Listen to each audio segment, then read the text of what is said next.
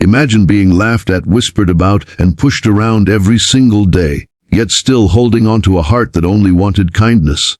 That's the story you're about to hear, and trust me, by the time you reach the end, you'll realize why those same bullies who once tormented the shy girl ended up on their knees begging for mercy.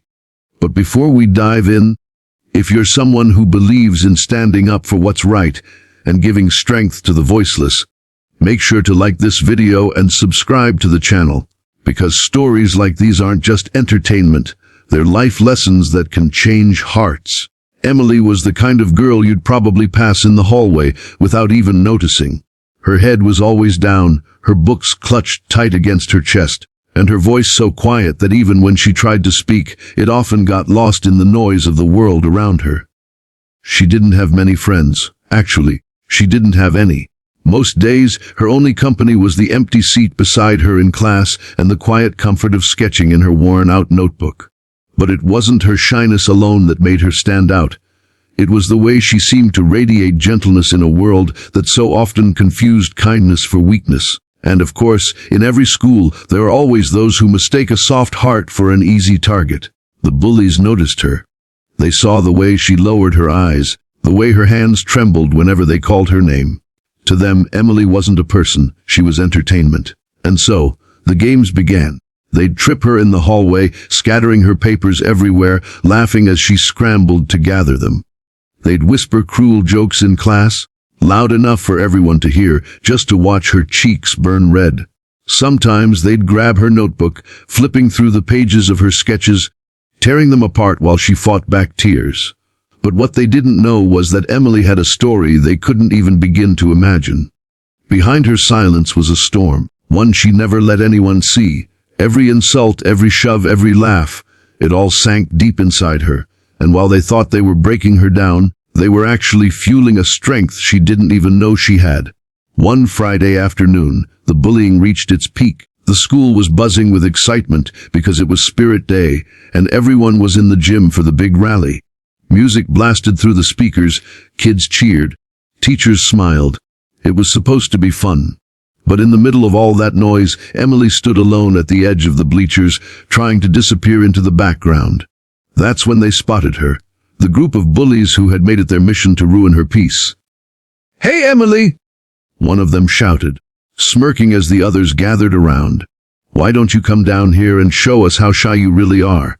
The crowd laughed. Before she could react, they pulled her forward into the center of the gym. The spotlight hit her, and suddenly hundreds of eyes were on her. Her heart raced. Her hands shook. She wanted to vanish. They shoved her gently, mocking her walk. They whispered fake compliments, pretending she was auditioning for something. And then one of them grabbed her notebook, the only safe place she had, and flipped it open. "Look, everyone!" The little mouse likes to draw. They waved her sketches in the air, pages filled with art she had poured her soul into. Something inside Emily cracked. But it wasn't what the bullies expected. Instead of breaking down in tears, she stood taller. For the first time, she raised her eyes, her voice trembling at first, but growing steadier with each word. "Give it back." The crowd hushed. No one had ever heard her speak like that before. The bully laughed. Or what? And that's when it happened. With all the courage she had been hiding, Emily stepped forward, snatched the notebook from his hands, and looked him straight in the eye. "You think this is funny? You think hurting people makes you strong? All it does is show how weak you really are." The gym fell silent. The bullies froze, stunned by her sudden fire. Then, to everyone's surprise, teachers who had been watching rushed forward. What the bullies hadn't realized was that their cruel stunt had gone too far, and the whole school had just witnessed it. The principal's voice boomed through the mic, filled with anger. "Enough! This ends now." The bullies' faces turned pale. What started as their game had now flipped against them. With the weight of hundreds of students and teachers glaring at them, they stammered, trying to apologize, trying to explain. But no excuses could erase what had been seen. They weren't laughing anymore. They weren't mocking. They were begging for forgiveness, for a chance to walk away without punishment. Emily didn't gloat. She didn't smile. She simply clutched her notebook close and whispered, "You don't get to decide who I am anymore." Those words hit harder than any punishment the school could give. From that day forward, everything changed. The bullies, once so proud, now avoided her.